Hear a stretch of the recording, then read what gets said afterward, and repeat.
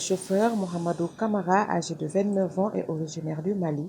a comparu devant le tribunal de Tambacounda pour homicide involontaire et défaut de maîtrise. Reconnu coupable, il a écopé d'une peine de 6 mois assortie du sursis.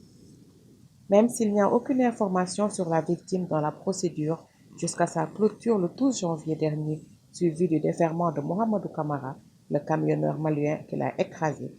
il résulte de l'enquête que les faits pour lesquels le chauffeur a été déféré remontent au lundi 11 janvier dernier vers 2 heures du matin, lorsque les gendarmes de la brigade de Koumpentoum ont été informés qu'un accident mortel s'était produit à l'entrée de la commune. Après constat, le corps sans vie d'une fille, complètement écrabouillée, a été déposé à la morgue du centre hospitalier régional de Tambacounda. Au terme de sa durée légale de garde à vue, le camionneur a été déféré devant le procureur de la République de Tamba, qui l'a placé sous mandat de dépôt. Attrait à la barre du tribunal ce mercredi, le prévenu a reconnu les faits qui lui sont reprochés. Sur les circonstances de l'accident, le prévenu confie, je cite, « Cette nuit-là, j'ai juste aperçu une personne assise à hauteur des herbes, au bord de la route à l'entrée de la ville. Tout d'un coup, elle a couru pour venir se coucher sur la chaussée. J'ai roulé sur elle. Je me suis dit, soit c'est une malade mentale, soit c'est une personne qui avait décidé de se suicider. » Fin de citation. Le procureur de la République a requis l'application de la loi, jugeant les faits constants. Après délibéré, le président El Hadj Boubou Ndiaye a déclaré que le prévenu était coupable d'homicide involontaire et de défaut de maîtrise. Le Malien a donc été condamné à 6 mois assortis du sursis, en sus d'une amende ferme de 56 000 francs CFA. Son permis de conduire lui a été restitué. C'est une semaine après l'accident, précisément dimanche dernier vers 12 heures, que le corps de la défunte a été identifié comme étant celui de Seynabou Diagne, lycéenne de 18 ans, qui avait fugué cette même nuit après avoir été sermonnée par son oncle suite à son différend avec son petit ami qu'il avait présenté à sa famille. Ce dernier lui faisait tout pour la lycéenne, avait été abandonné par la fille au profit d'un autre. De sources bien au fait de cette histoire, la fille a été élevée par sa grand-mère depuis sa tendre enfance au village de Koutiaba. C'est d'ailleurs elle qu'elle appelait maman.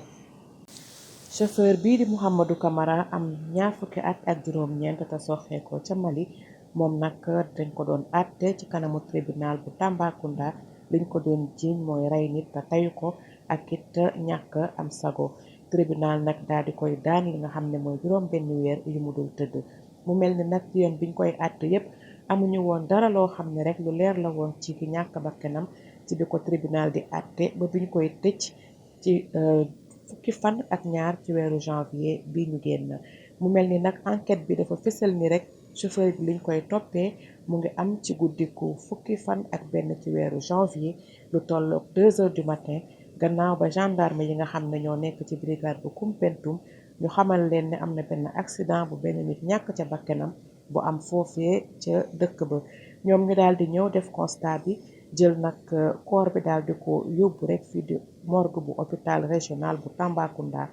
daal di jël chauffeur bi nag def ko garde à vue bam ca noppee ñu daal di ko déféré mu war a taxaw nag ci kanamu procureuru Tamba bi ñu daal di ko atte gannaaw bañ ko placé sous mandat de dépôt. ajjuma àllarba bi ñu génn nag la taxawoon moom nag daal dina nangu rek lépp li nga xam ne jiñ nañ ko waaye ci nettaleem nee na nag guddi googule moom dafa gis rek nit ku toog ci booru tali bi ci ñax yi ci buntu dëkk bi kooku nag daal di jékki-jékki rek daw ñëw tëdd ci kaw tali bi mënu ko woon moytu moo tax mu daal di aw ci kawam ba sax mu ngi wax ci xelam naan kii bu wéewul it dafa nekk nit koo xam ne ki rek daa fas yéene woon xaru.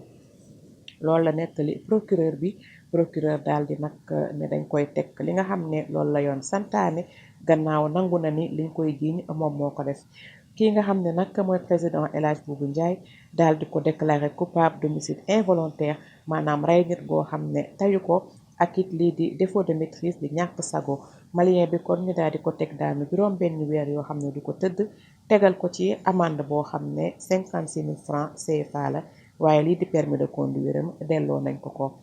bu ñu paree nag ci atte googu ba teg ci benn ayu bés ci la ñuy doog a xam nag kii ñàkk bakkanam kan la ndax ci la l'enquête bi daal di feeñal ni